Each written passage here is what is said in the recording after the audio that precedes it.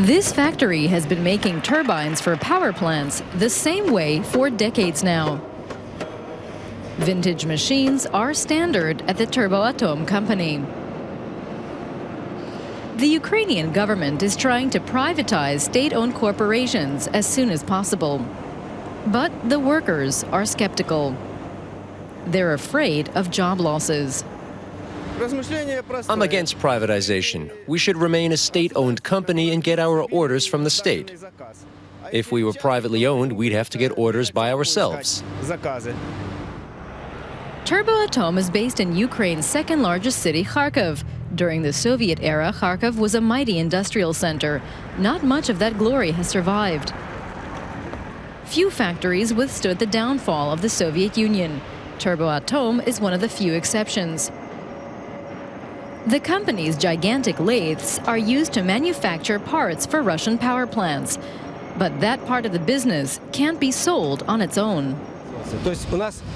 We have a closed production cycle which belongs together: steelwork, mechanics, and testing.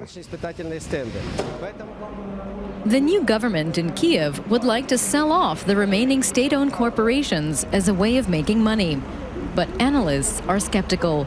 Few people in the government have any experience in the complicated process of privatization, so they would be easy prey for money-hungry oligarchs.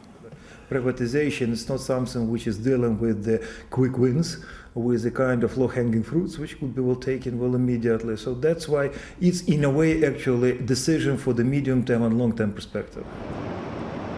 Turboatom is modernizing its plant in order to become more competitive and to ultimately attract a European investor. The lathe is computer-controlled, improving its precision and speed.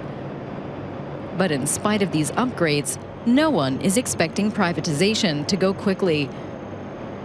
Executives are hoping for joint ventures and partnerships.